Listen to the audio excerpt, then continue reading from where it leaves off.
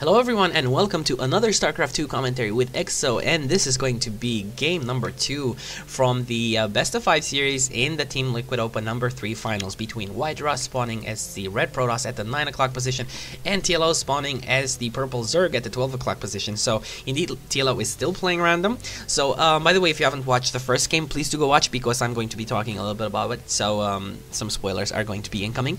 So we've seen TLO actually take the first game. That was really interesting to watch because WhiteRa seemed like he'd be going for a very interesting push over there, and that Dark Templar strategy almost seemed to be paying off.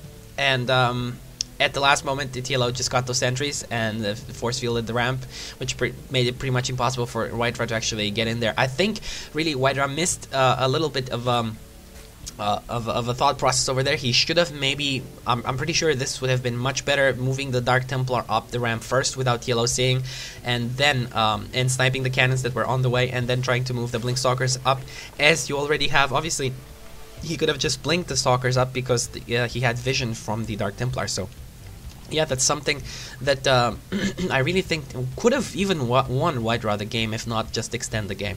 Okay, so here we have TLO going for a very early gas, and is he going to go for one base? Yep, indeed, he's going to go for a spawning pool right now, so not going to go for a fast hatchery. Obviously, this is pretty much a good choice since the spawn positions are rather unfavorable for doing something like that when you spawn in close positions on Lost Temple. Versus a Protoss or a Terran or a Zerg, even basically anything, it is quite risky to go for a fast expansion over here. Now he has been scouted out, and I'm pretty sure TLO knows that WhiteRa is close by right now. He knows that he's not here, and that probe got here a little bit too fast for him to be down at the 6 o'clock. So I think TLO knows this. He's getting the spawning pool is almost done, and he's going to be getting the very fast speed upgrade. That is why you really want to get this very early gas. You just get 100 minerals, and then you take the drones off. You put them back on the mineral line, but you already are getting your speed boost for the Zerglings. Also getting his queen up, and he's on 19 harvesters right now. Doesn't look like he even has any plans of getting a hatchery right now. He's probably gonna get it around the 20, 23, 24 mark. Food supply. I mean, food supply. Wow, that's not a way to talk. Okay, but food mark. And let's see, these Zerglings are gonna probably ward off this scouting probe, and almost. But I think he's gonna be putting this drone down there for an expansion, unless this drone is incredibly brave, which is I don't know exactly what he's doing. But taking a look at WhiteRa, the Cyber Core is already out, placing another gateway over here, having a nice little wall off with this Zealot. Stalker is almost out, so I don't think that TLO is going to be able to do that much damage. Once the Stalker is out, these Zerglings are not going to be able to really do anything. But the WhiteRa moving that Zealot out of position, and that could have resulted in a few Zerglings making their way into the mineral line, but it doesn't look like TLO wanted to actually do that. And and this is very interesting from TLO. Obviously, when you have something like this happening, it is quite smart to do something like this. This is in the furthest, most unexpected place your opponent is going to scout, so he's getting that expansion over there. Obviously, this is going to limit his defensive capabilities, although he's getting a natural expansion as well. This is very interesting gameplay from TLO over here, but I think he might be overextending himself. I don't know if this is safe enough. The warp gate push is going to be coming. There's going to be a four gate push coming real soon, and Zerglings are seriously not going to be enough to hold it off. He's not going to have any creep or spine crawlers at this position, so this hatchery can go down very fast, and probably will go down.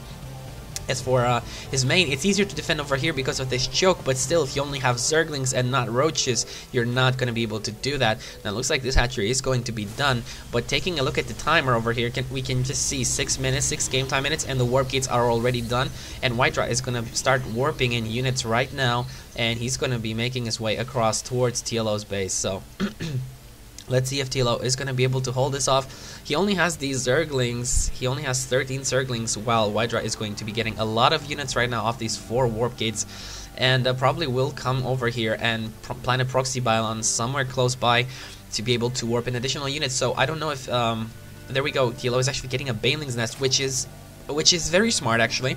Getting the banelings will help a lot in dealing with the zealots, and as long as the zealots are gone, it's much easier for the zerglings to actually clean up the stalkers. But yes, still we're gonna have to see what happens. The baneling nest is not done yet. WhiteRa going for a fast expansion over here. Well, actually it's not that fast. It's a pretty normal expansion since he already got those 4 gates up. Anyway, TLO is gonna try to poke around here, see what's happening. This is not going to be really good for WhiteRa, because I really thought he'd be doing some aggressive push, but he's not. The thing is, TLO has expanded to 2 of these bases. He double expanded, so that's really not going to be good for WhiteRa at all. Now let's see if those banelings are going to be able to do their job. If they can take out those 3 zealots and the sentry, then it's going to be much easier. Obviously, 1 more sentry over here with 2 force fields available that can force field the ramp. But let's see, are the banelings going to do their job? This is going to come down to the banelings. Good force fields blocking off pretty much everything on that side, and the banelings are kind of stuck. A lot of zerglings going down, but oh my god, that was pretty good, but missed a few of those zealots, and well, TLO has a lot of unit producing capabilities right now, at least because he has so many hatcheries. But a push is coming from WhiteRa, and these banelings are probably not going to finish. He needs to cancel the baneling. Cancel banelings. It's going to be useless. There we go, canceling the baneling. And well, this is going to be quite hard for TLO to pull off, I think. And he has to be careful with the rally points as well. And here we go. The thing is, there's a lot of zealots here and no banelings right now, so let's see what's gonna happen. These lings are getting a surround off. It's pretty okay on that side, but now the force field's blocking off most of the zerglings. Still a lot of additional zerglings coming in from TLO, but obviously this will reveal the fact that TLO has expanded elsewhere, and WhiteRa will see this. And more zealots making their way in here, and as long as these zealots live, I'm seriously surprised to see that there's no Roach Warren up, a safety Roach Warren at least, up for TLO. It looks like TLO is going to go for a counterattack. He's going to sack this. He knows that he has another expansion over here. He's going to try killing off as many probes as he can. There we go, getting surround off on some of these probes. These probes are probably going to go down, at least most of them are going to go down. And where's the Roach Warren? There is no Roach Warren. Still no Roach Warren. Getting some banelings in base over here. It's going to be crucial when the zealots come up the ramp, but let's see, are they going to be done? Meanwhile, he is counterattacking WhiteRa's ramp still, and let's see how the banelings are going to play out. He needs to stay on creep. He needs to do his best to stay on creep. These zealots need to get taken down by the banelings. It's very important. There we go. Very, very good play from TLO over there, taking down most of the zealots. That was really great for him. But he's going to be losing a lot of mining and a lot of drones since he moved those drones off the line. But he's going to take down WhiteRa's natural. Thing is, WhiteRa is still mining at full capacity from his main. Now, if those drones go down, he only will have this, and he has no drones there. But here we go, some drones coming off the line trying to surround, or actually is he trying to get away? Indeed, he's trying to move his drones back, which is pretty smart. He's moving his lings back. He should be able to hold this off with his lings, but he doesn't want to lose his drones. Thing is, those force fields are still blocking the ramp off. He's losing a lot of drones. He needs to make more drones over here right now, just in case. And wow. More force fields? No, not really, but oh, there we go, another force field, and TLO is gonna get blocked off, and he does GG. This was a really close game, really nice to cast as well. A lot of action, a lot of aggression, and obviously the spawn positions made it even more tempting to actually do a build like that. But TLO, I think TLO just overextended himself a little bit. They should have just got a few roaches, like plant down 1 or 2 spine crawlers over here.